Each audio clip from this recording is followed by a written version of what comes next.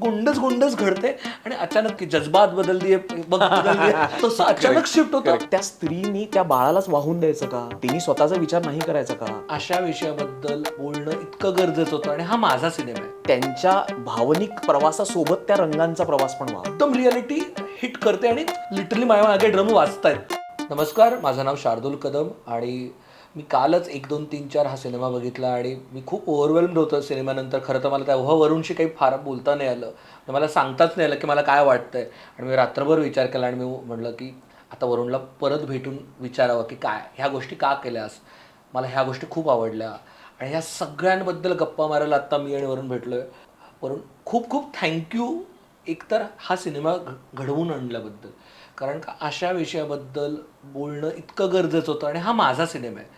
हा माझ्यासारख्या प्रत्येक अर्बन कपलचा सिनेमा आहे. असा एक टियर 2 टियर 3 मधला एक मुलगा येतो आणि तो पुण्यासारख्या शहरात वाढतो आणि तो राहायला लागतो आणि त्याच्या आयुष्यात एक अचानक मोठा डिसिजन येतो आणि तेव्हाचा जो डायलेमा आहे एवढा हलक्या फुलक्यापणे ते असं चटकीने लागून जातं. हे कसं घडलं?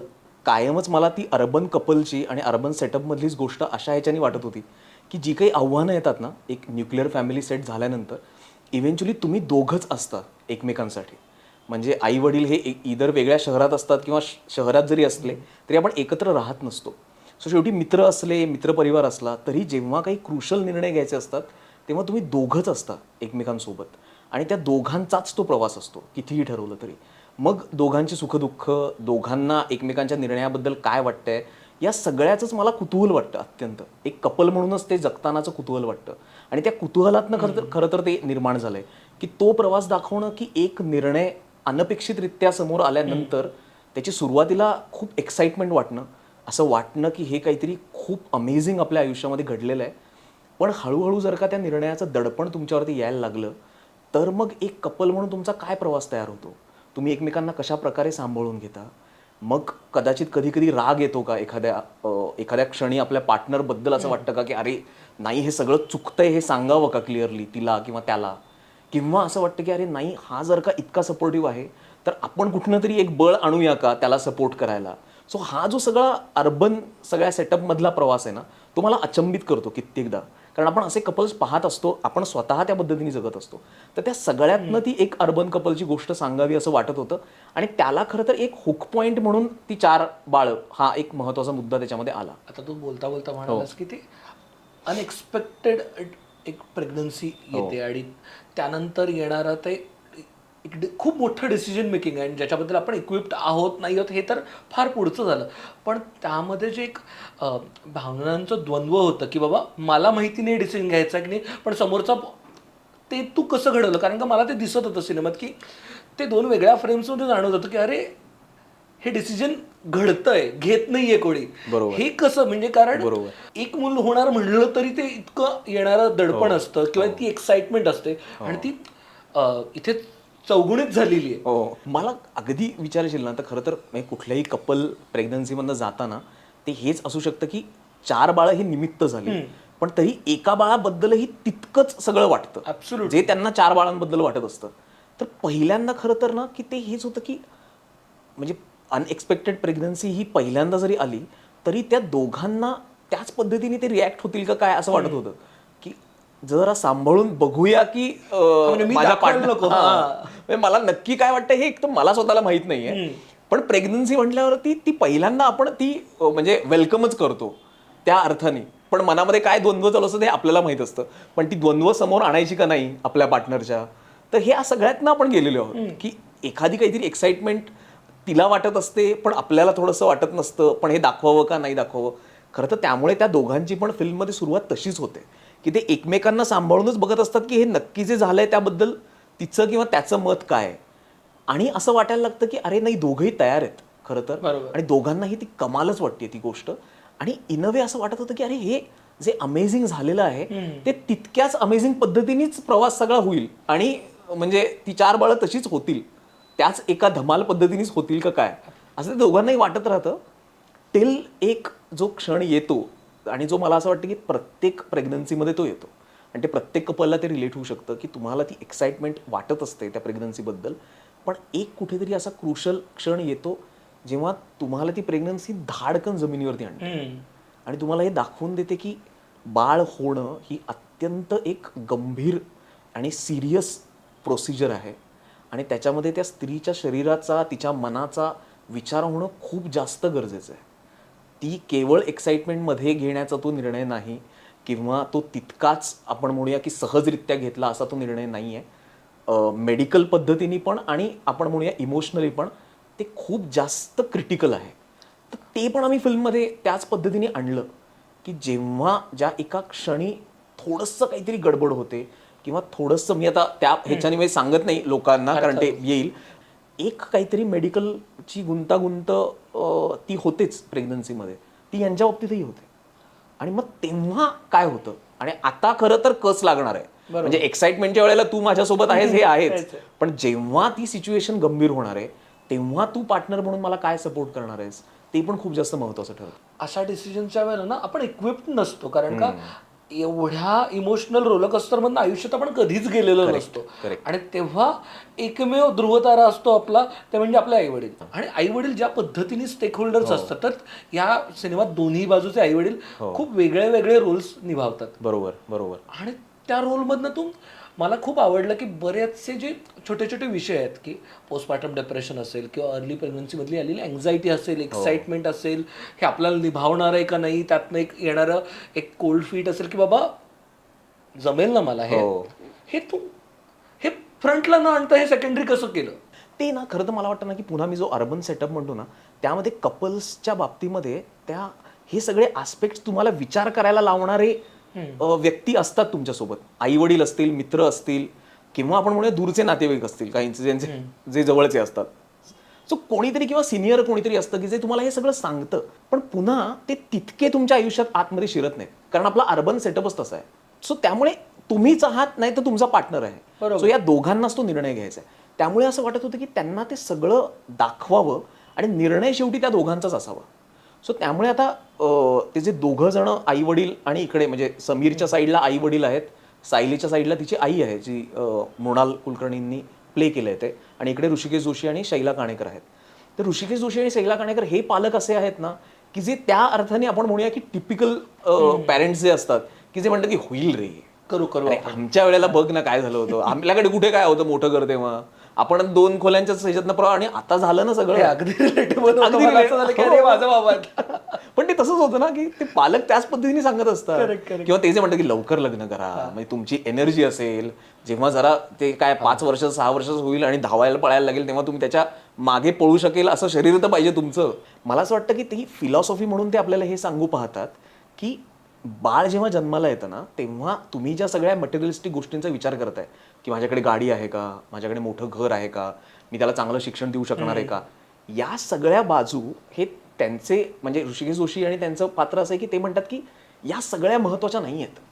बाळासाठी काय महत्वाचं आहे तू माणूस म्हणून कसा आहेस किंवा तू माणूस म्हणून त्याला काय देणार आहेस मग ज्याच्यामध्ये तू वागणूक त्याला कशी देणार आहेस तू त्या बाळाला वेळ देऊ शकणार आहेस का त्याला ड्यू असणारं महत्त्व देऊ शकणार आहेस का तू त्याला निसर्ग देऊ शकणार आहेस का छोट्या छोट्या गोष्टींमधनं तू त्याला माणूस म्हणून कसा घडवणार आहेस हे जर का तू त्यासाठी तयार असतील तर मग तुझ्याकडे गाडी आहे का घर आहे का या सगळ्या दुय्यम गोष्टी होत जातात. जगण्यासाठी त्या महत्त्वाच्या आहेतच पण त्या अर्थाने सेकंडरी गोष्टी आहेत. हा पॉईंट ऑफ व्ह्यू मला वाटतं की तो ऋषिकेश जोशी आणि शैलाताईंच्या त्या कॅरेक्टरमधनं येतो. एक्झॅक्टली आता दुसरं कॅरेक्टर हे जे मृणालताईंचं आहे आपल्या आधीच्या पिढीमधल्या ज्या स्त्रिया आहेत ज्या अशाच 20-21 वर्षाच्या असताना प्रेग्नंट होऊन त्यांना बाळं झालेली आहेत आणि आता तो विचार करताना ते इम्प्रॅक्टिकल आणि इम्पॉसिबल वाटतं. आणि ते जे मृणालताईंचं पात्र आहे ते जगलेलं आहे की 20 वर्षाचं असताना बाळणपण झालं बाळ झालं आणि आता मी माझ्या करिअरचं काय करू नाही डिसिजन घेऊ शकत मी ह्या पातळीला जेव्हा 20व्या वर्षी मी एक ॲम्बिशियस स्त्री आहे आणि मला हे कसं ठरवायचं मी कसं माझं आयुष्य गिवअप करायचं एका दुसऱ्या आयुष्यासाठी हा अवघड डिसिजन घेणं. मग त्या स्त्रीनी त्या बाळालाच वाहून द्यायचं का तिने स्वतःचा विचार नाही करायचा का करिअरचा विचार नाही करायचा का मग त्यातून येणारं जर का डिप्रेशन मला येत असेल तर ते बरोबर आहे का चूक आहे याबद्दल पण डिस्कशन होतं. सो ते पात्र ते दाखवतं असं मला वाटतं की ती साईड दाखवतं पण ती आई असल्यामुळे त्या सीनचा जर तू शेवट बघितलास तर तो त्या अर्थाने इमोशनलच होतो शेवटी म्हणजे ती कितीही प्रॅक्टिकल होत असली आणि तिचे निर्णय आपल्याला योग्यच वाटतात पण तरीही ती प्रॅक्टिकल हे आईच असल्यामुळे तिच्याकडे एक भावनिक साईड येतेच. मला ते वाक्य खूपच टच होऊन गेलं की कितीही काहीही झालं, म्हणजे आपण अगदी मॉडर्न 21व्या शतकात आलो, स्त्री पुरुष समानता मानणारे असलो आपण सगळे, तरीही आई हीच शेवटी प्रायमरी केअरटेकर पहिल्या वर्षभरात तर आईच आहे. करेक्ट, आईच आहे, आईच आहे. हो आणि मगाशी तू बोलता बोलता ते दोघंच असतात जेव्हा हो. अर्बन कपल्समध्ये ते दोघंच असतात अल्टिमेटली त्यांच्या आयुष्यातला महत्त्वाचं की stakeholder core decision maker हे दोघंच असतात. त्या दोघांमधली जी एक इंटिमसी आहे, क्लोजनेस आहे, तो त्या कलर पॅलेटमधनं त्या दोघांच्या फ्रेम्समधनं त्या खिडकीतनं दिसतात तेव्हा निपुण बाहेर येतो. मला ती तर अरे वा वा वा असं झालं की सो ते ना पुन्हा कपलचीच गोष्ट असल्यामुळे आणि ती घरातच घडत असल्यामुळे मला कायम हा जो मुद्दा होता तो कुठेतरी त्या अर्थाने आपण म्हणूया की सिनेमाच्या भाषेमध्ये, त्या चित्रभाषेमध्ये त्या अर्थाने दाखवायचं होतं की ते दोघंच आहेत. सो कधीही फिल्ममध्ये तू बघितलंस तर तो जो एक वाईड टू शॉट लागतो ज्याच्यामध्ये घर आणि ते दोघं जण, त्या घरामध्ये ते दोघं जण हे कायम आपल्याला दिसत राहतं. आणि पुन्हा कलर पॅलेटचा विचार करताना ना असा हा ठरवून घेतलेला निर्णय होता की त्यांच्या भावनिक प्रवासासोबत त्या रंगांचा प्रवास पण व्हावा. ऍब्सोल्युटली सुरुवातीला ती ब्राईट दिसते, हळूहळू करेक्ट, ग्रेमध्ये जाते. करेक्ट. सो जेव्हा ते एक्साइटेड आहेत दोघंही, जेव्हा त्यांना असं वाटतं की काहीतरी अमेझिंग आपल्या आयुष्यात घडलंय आणि त्याच्यासोबत येणारं हसणं आहे, मजा आहे, आनंद आहे, तो जो सगळा असताना ते कम्प्लिटली रेड, ऑरेंज आणि येलो या सगळ्या व्हायब्रंट कलर्समध्ये आहेत. सो ते आयुष्य त्यांचं सगळं त्या अर्थाने व्हायब्रंट आहे. जसं जसं ते दडपण जाणवायला लागतं आणि लक्षात येतं की ही क्रिटिकल आहे सिच्युएशन खरं तर, आणि हा निर्णय जो आपण घेतला आहे त्याचं आता दडपण यायला लागलं आहे, तसे तसे हळूहळू ते रंग जातात. सो त्या येलो ब्राईट रेडकडनं आपण ग्रीन्समध्ये जातो, ग्रीन्समधनं आपण म्युटेड कलर्समध्ये जातो की जिथे सगळ्या भिंती ज्या आहेत त्या आता ऑफ व्हाईट झालेल्या आहेत, त्या दोघांमध्येच ते कलर थोडेसेच उरलेले आहेत. आणि शेवटी तर जेव्हा ते अगदी दडपण पूर्णपणे ते येतं अंगावरती, तेव्हा तर ते दोघंही ग्रे आणि व्हाईटमध्येच आहेत, तेव्हा त्यांच्यामध्ये ते कलर्स नाहीच आहेत. सो हा खरं तर तो इमोशनल प्रवास हा रंगांच्या साथीनी करण्याचा निर्णय हा खूप घेतला होता. कारण मला कायम वाटतं ना की फिल्ममध्ये जेव्हा तुम्ही एका मोठ्या पडद्यावरती ते पाहत असता तेव्हा ते जे रंग असतात ना तेही खूप जास्त मॅटर करतात. आणि त्या दृष्टीने पण तुमचा प्रवास कुठेतरी सबकॉन्शियसली तुम्ही त्या रंगांसोबत जात असता, त्या पद्धतीने प्रवास करत असता आणि ती भावना पोचवायला ते रंग खूप जास्त महत्त्वाचे ठरत जातात. सिनेमामध्ये अभिनेते आहेत, लेखक म्हणून ते आहेच, पण दोन प्रामुख्याने एक वेगळे कलाकार होते ते म्हणजे मला वाटलं लाईट्स आणि म्युझिक. ज्या पद्धतीने लाईटचं ट्रान्झिशन होत गेलं कलर्समध्ये पण आणि म्युझिकमध्ये तर मला सौरभचं मला लिटरली असं झालं की घट्ट मिठी मारावं की ते कुठेच कळत नाही की त्या म्युझिकनी एवढी इंटेन्सिटी जाणवती. आणि त्या जो शेवटचा सीन म्हणाला सो ग्रे होता तेव्हा ते म्युझिक पण ग्रे होतं. काय ब्रीफ केलं होतं सौरभला किंवा काय डिस्कशन केलं होतं तुम्ही, हे कसं घडलं? कारण का the way that music travels is also amazing आणि ते खूप लक्षात राहतं आणि वेगळ्या पद्धतीने. असं नाही की ते फक्त ट्रॅक म्हणून लक्षात राहतं, ते मला व्हिज्युअल मेमरी म्हणून म्युझिक लक्षात राहतं. म्हणजे आता सौरभच्या बाबतीमध्ये आपण एक कलाकार म्हणून म्हणूया, ते इतकं ट्युनिंग चांगलं झालेलं आहे ना, आणि प्लस तो एक्सपेरिमेंट करायला पण खूप तयार असतो.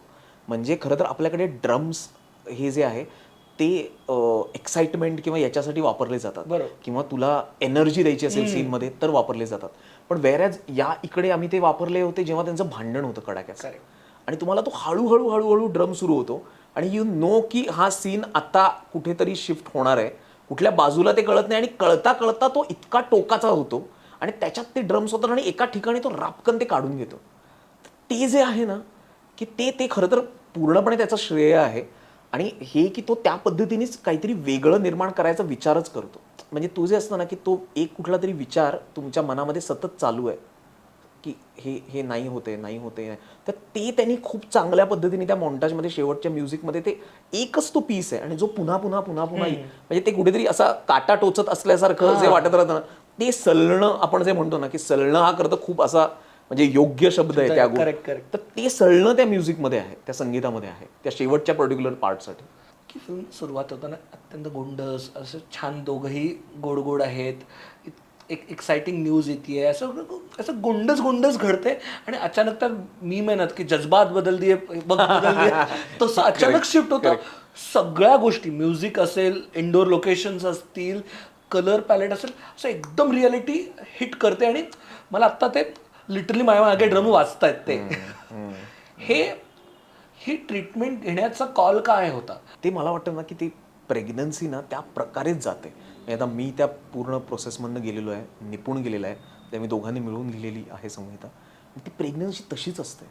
म्हणजे की तुम्हाला असं वाटत राहतं कायम की एक खूप त्या म्हणजे माझ्या पार्टनरच्या सोबत जो मी मी पुरुष म्हणून अनुभव घेऊ शकणार नाहीये, पण ती स्त्री म्हणून तो अनुभव घेते आणि मी ते पाहतोय की तिचं पोट हळूहळू वाढतंय, तिच्या शरीरामध्ये बदल होत आहेत, तिचे जे काही काय म्हणू आपण क्रेविंग्स म्हणूया ते आपल्याला अमेझिंग वाटायला लागतात.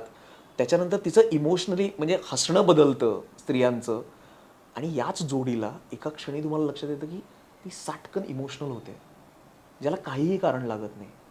ती अचानक रडायला लागते, ज्याला काहीही कारण लागत नाही.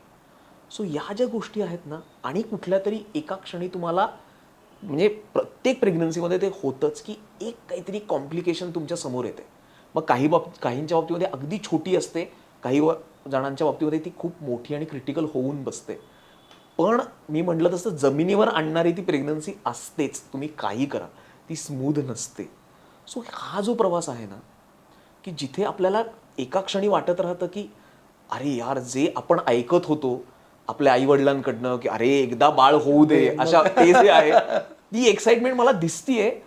आणि अरे बापरे यार, हे अवघड आहे रे. सो हे दोन्ही आहे. त्यामुळे तो प्रवास खरं तर त्या पद्धतीचा आहे. खूप खूप धन्यवाद वरुण. एकतर हा सिनेमा बनवल्याबद्दल आणि अत्यंत चोख लोक आहेत त्याच्यात, म्हणजे निपुण असेल, वैदेही असेल किंवा अगदी सुहासदादाचं ते छोटंसं कॅरेक्टर असेल आणि अर्थातच मृणाल कुलकर्णी असतील. त्या 6 बॉल 6 सिक्स मारून जातात, तेवढ्याच येतात त्या आणि विषय संपून जातात. आणि हा जर एक्सपिरियन्स तुम्हाला घ्यायचा असेल तर प्लीज प्लीज सिनेमागृहात जाऊन नक्की बघा. हा अत्यंत महत्त्वाचा इमोशनल रोलरकोस्टर आहे, जो प्रत्येकाने सिनेमागृहातच जाऊन अनुभवलं पाहिजे. ते कलर्स असतील, ते म्युझिक असेल, तर प्रत्येक इमोशन्स असतील, निपुणचे असे लुकलुकणारे डोळे असतील, वैदेही असेल. प्लीज ते 70 mm वरतीच जाऊन बघणं गरजेचं आहे. तर प्लीज प्लीज जाऊन बघा.